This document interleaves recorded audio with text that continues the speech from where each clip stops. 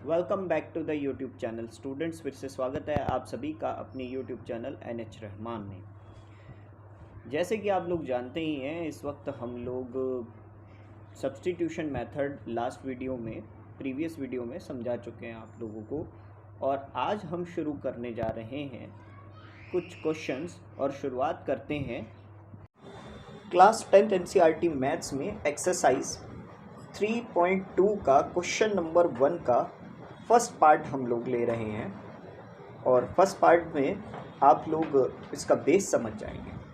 तो देखिए, x plus Y हमारे पास 14 है और x माइनस वाई हमारे पास 4 है।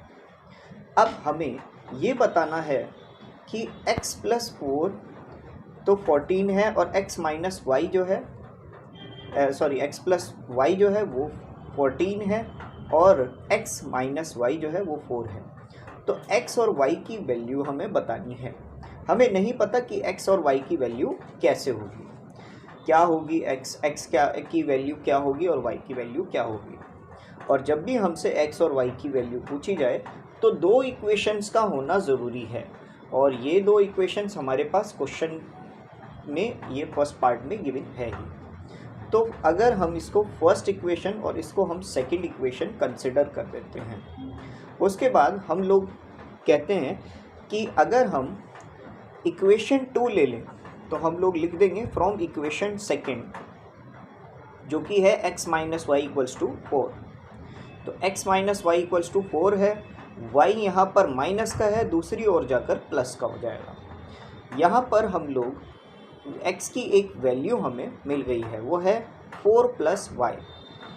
अब हम लोग क्या करते हैं, x की इस वैल्यू को थर्ड इक्वेशन मान लेते हैं। Put x equals to 4 plus y in equation 1। तो ये जो x की वैल्यू आई है जो भी हमारी, इसको हम इक्वेशन 1 में पुट कर देंगे।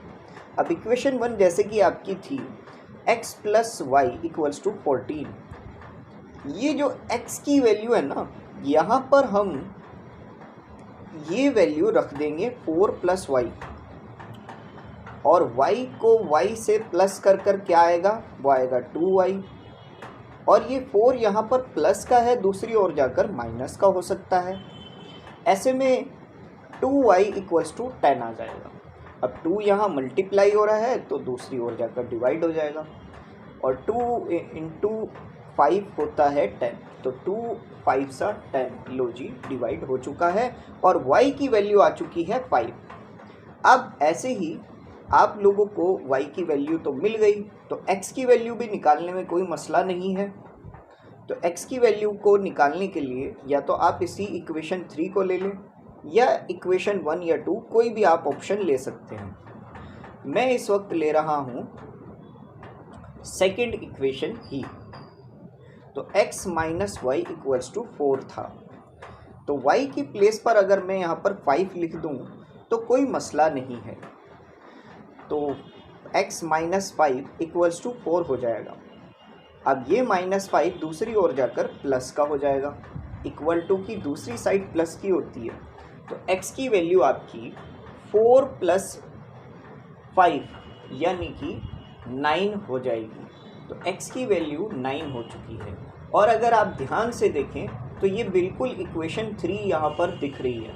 यहाँ पर मतलब 4 प्लस वाई था, वहाँ पर 4 प्लस 5 आ चुका है, क्योंकि y की वैल्यू हमारी 5 है ही। तो ये था आपका फर्स्ट पार्ट। मेरे ख्याल से आप लोगों को ये क्लियर हो गया होगा कि सब्स्टिट्यूशन मेथड का बेस क्या है।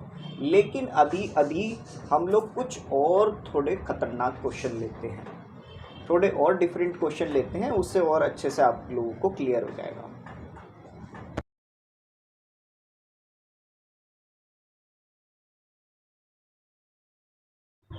Class 10th NCERT maths pairs of linear equation exercise 3.2 question number 1 का सेकंड पार्ट हम लोग कर रहे हैं। सेकंड पार्ट देखिए कैसे है। तो जैसे कि है, इसमें दो इक्वेशन हमें गिवन है। एक इक्वेशन है s minus t equals to 3, दूसरी इक्वेशन है s upon 3 plus t upon 2 equals to 6।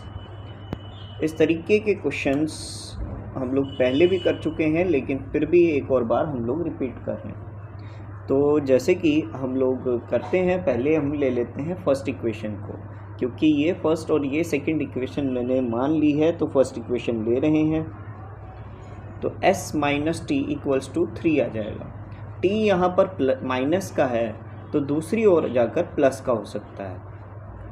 तो ये जो s की वैल्यू है, अब इसी को ही हमें पुट आउट करना है सेकंड इक्वेशन में, ठीक है ना। यही सेकंड इक्वेशन में हमें पुट आउट करना है। तो देखिए कैसे करते हैं। सबसे पहले तो हम लिख देते हैं put s equals to 3 plus t in equation 2। इसके बाद ये जो हमारा जो क्वेश्चन है s अपॉन 3, मतलब ये जो हमारी इक्वेशन थी s upon 3 plus t upon 2। तो जैसे कि हमारी इक्वेशन नंबर 2 है s upon 3 plus t upon 2 equals to 6। तो यहाँ पर जो s की वैल्यू है ना, यहाँ पर हम ये वैल्यू पुट आउट कर देंगे 3 प्लस टी अपॉन 3, ठीक है। तो ये हो जाएगा 3 plus t upon 3 plus t upon 2 equals to 6। अब यहाँ पर हम क्या करते हैं, 3 और 2 का एलसीएम ले लेंगे। तो जब अगर आप 3 और 2 एलसीएम करेंगे तो वो 6 आएगा। और यहाँ भी आपको पता होगा कि ये क्रॉस मल्टीप्लाई हो जाता है, 2 की मल्टीप्लाई यहाँ इधर हो जाएगी और 3 की मल्टीप्लाई इधर हो जाएगी। तो ये जो 2 ब्रैकेट से बाहर है, 2 अंदर जाएगा, तो 2 इंटू 3 6 होता है, और 2 की मल्टीप्लाई t से हुई तो 2t। इसके बाद बाकी के जो ये इक्वेशन आई है 2t प्लस 3t, ये प्लस हो सकते हैं, तो ये 5t आ जाएगा। वहीं 6 यहाँ डिवाइड में है, दूसरी ओर जाकर मल्टीप्लाई हो सकता है। 6 इंटू 6 36 होता है, तो 6 प्लस 5t इक्वल्स टू 36। 6 यहाँ प्लस का है, दूसरी ओर जाकर माइनस का हो सकता है।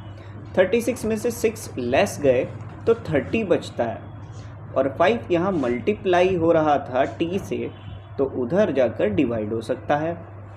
5 इंटू 6, 5 की टेबल में 6 से आता है, आप सभी को पता होगा। तो t की वैल्यू हमारी 6 आ चुकी है। तो एक वैल्यू तो हमारी मिल चुकी है। अब s की भी बात कर लेते हैं। जब से तो हम x y ढूंढ रहे थे, अब थोड़ा हमारे पास अलग टाइप का वेरिएबल आया है, दैट इज़ s और t। तो हमने t की वैल्यू फाइंड आउट कर ली है। अब s की बारी है, तो इसके लिए मैं इक्वेशन नंबर 1 ही ले लेते हैं, और s minus t equals to 3, ये इक्वेशन 1 थी।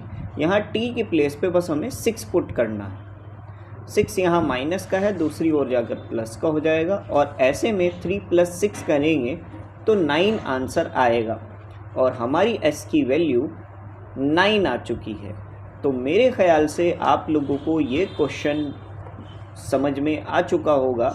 अब आप इसको नोट कर सकते हैं अपनी अपनी नोटबुक्स में, ठीक है। तो आज के लिए ये 8 मिनट या 10 मिनट की वीडियो में आज के लिए इतना ही है।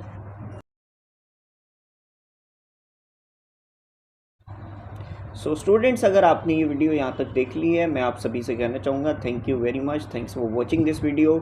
इस तरीके के कंटेंट हम लोग लाते रहते हैं, और अभी हम लोग बात कर रहे हैं क्लास 10th में 3rd चैप्टर के ओर। तो 3rd चैप्टर जब तक कंप्लीट होता है चलता रहेगा, तब तक आप हमारे लिए चैनल पे बने रहें। इसके बाद देखते हैं कौन सा चैप्टर हमें इसके बाद चालू करना है, और तब तक के लिए आप हमारे YouTube चैनल पर बने रह सकते हैं। Thank you very much, thanks for watching this video, and don't forget to like and subscribe this channel. धन्यवाद।